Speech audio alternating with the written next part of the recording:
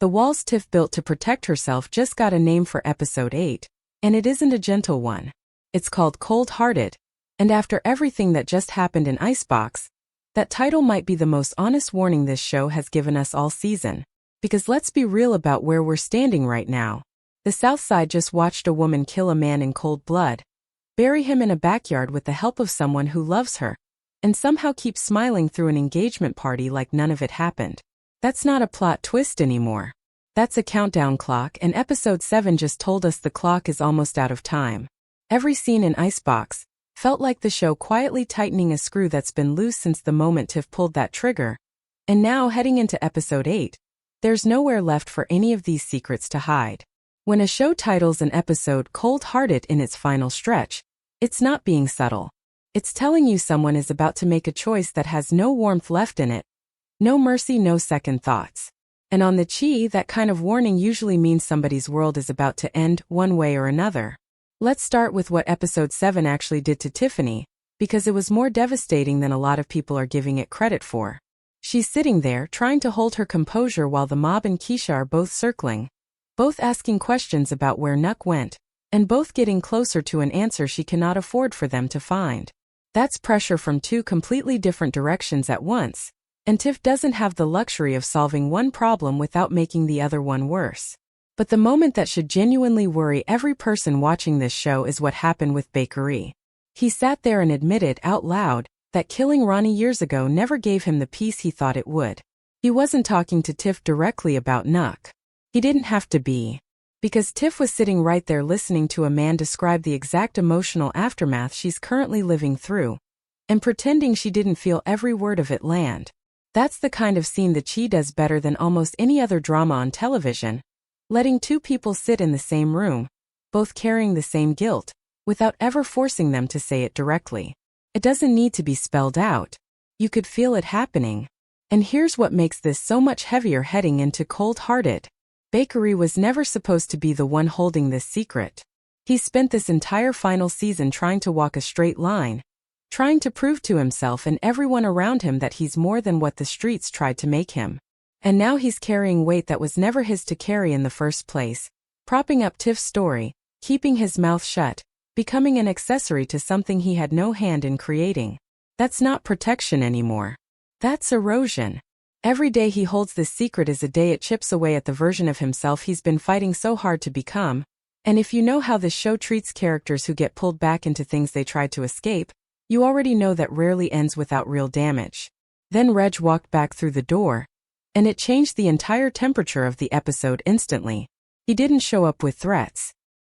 He showed up with an offer, a trial run working together, framed like an opportunity, because the mob has made it painfully clear they want absolutely nothing to do with Tiff while Nuck's whereabouts remain a mystery. Think about what that means. Tiff isn't just fighting to keep a secret buried anymore. She's watching her entire business standing collapse in real time because the streets have already decided, without proof, without a body, without a single confession, that something is wrong with her. And into that vacuum steps Reg, a man who has spent this whole final season clawing his way back into relevance after everyone he trusted abandoned him. He's not offering Tiff a partnership out of loyalty. He's offering it because he smells weakness, and Reg has never once in 8 seasons let weakness go unexploited. The look on Victor's face when Reg walked through that door said everything nobody in the room was willing to say out loud. Victor knows exactly what kind of man just invited himself back into Tiff's life. And he knows it's happening at the worst possible moment, right when she can least afford one more variable she can't control. Now let's talk about Keisha and Emmett, because their wedding planning is doing something a lot of viewers might be underestimating right now. On the surface, it looks like the one storyline in this entire final season that's allowed to just be happy. Two people who've survived heartbreak, betrayal, and years of on-again off-again chaos finally choosing each other for good. But the Chi has never once given its characters a soft landing without making them earn it first, and the timing here is not an accident. Every scene of Keisha picking out details for her big day is happening in the same episode where Nuck's disappearance is actively tearing through the mob, where Smitty is circling with suspicion, and where Keisha herself still doesn't have a real answer for why the father of her son has gone completely silent. That's not a coincidence in the writing. That's the show building a contrast on purpose, holding up something beautiful right next to something rotten, so that when the rot finally surfaces, it hits twice as hard because we watched it happen right underneath the celebration. If you've followed this show for 8 seasons, you already know what that combination usually means. It means the wedding isn't just a wedding anymore. It's a ticking clock sitting in the middle of the story, and cold-hearted feels like exactly the kind of title that would let that clock run out at the worst possible moment. And that worry gets heavier when you think about who's sitting closest to Keisha right now without her even realizing it. Tiff is planning this wedding. Tiff is footing the bill. Tiff is the one Keisha leans on for comfort every single time the questions about Nuck start creeping back in. Which means the person Keisha trusts most to help her through this uncertainty is the exact same person responsible for it. That's not a small detail. That's the kind of dramatic irony that the Chi has built entire seasons around, and it's sitting right there in plain sight heading into episode 8. Every time Keisha turns to Tiff for reassurance, she's asking the person who pulled the trigger to help her make sense of the disappearance that trigger caused. At some point, a friendship built on that kind of foundation cannot hold. Something has to give, and given the title we're walking into, it's hard not to think that something gives soon. Meanwhile, Rashad is carrying a different kind of weight, and his is arguably more dangerous because it's not built on guilt, it's built on grief that's curdled into obsession. He already knows Roselyn ordered the hit on Nora. He forced that confession out of Rege himself. And a man who just clawed his way out from under an unfair prison sentence, a man who is finally supposed to be rebuilding something real with patience, is now sitting on knowledge that could either give him the justice he's been chasing or destroy the fragile peace he's only just started to find. That's the tension the show has been quietly setting up for weeks, and episode 8 feels like the moment it stops being quiet. Because Rashad is not a man who lets things go. We've watched that about him since the moment he found out the truth about Nora. And a man like that, sitting on proof that Rosalyn is the architect behind 2 of the worst tragedies this family has endured, does not sit on that information forever. The only real question is whether he goes after her the smart way, patiently, carefully, letting the truth come out in a way that actually sticks, or whether grief finally wins and he does something reckless enough to blow up everything he's tried to rebuild since walking out of that prison. And that brings us to Rosalyn herself, a woman who has spent this entire final season staying one careful step removed from every single act of violence connected to her name. She didn't pull a trigger on Nora. She didn't pull a trigger on Alicia. She simply made a call, wrote a check, and let other people carry the blood on their hands while she kept hers clean and her reputation completely intact. That's what makes her different from every other dangerous person on this show. Reg is reckless. Nuck was reckless. Roselyn is patient, and patient people are usually the last ones standing, right up until the exact moment their patience runs out of runway. With Rashad now holding the truth about Nora, and with Detective Tasha's investigation circling closer to anyone connected to the mob's recent chaos, Rosalyn's carefully built distance from consequences is starting to look less like protection and more like a countdown of its own.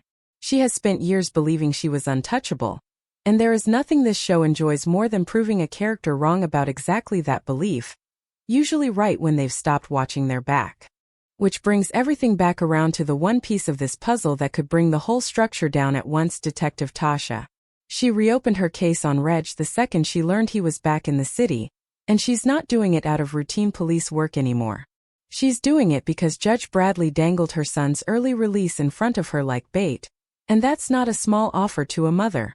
That's the kind of leverage that turns a careful investigator into someone willing to cut corners, someone willing to look sideways at every single person connected to Reg's world, including Tiff, including Victor, including a backyard that's holding a secret nobody outside 3 people even knows exists yet.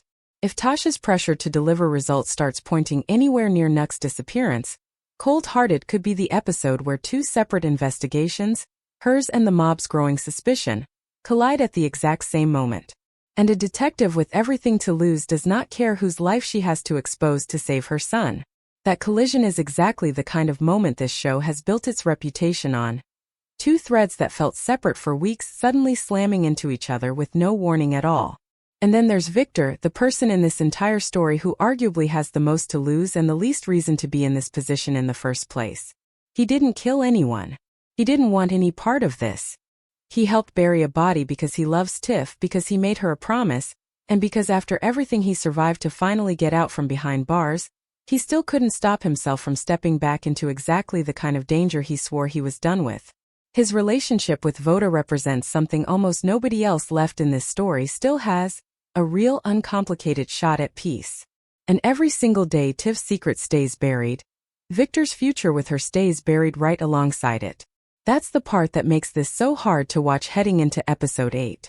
Victor is not a man chasing power like Reg. He's not a woman hiding behind money like Roselyn. He's just someone who loved the wrong person at the wrong moment, and is now standing in the blast radius of a decision he didn't even make. If Tasha's investigation gets 1 inch closer, if Reg's return stirs one more variable Tiff can't control, Victor is the one who ends up paying for a choice that was never his to begin with.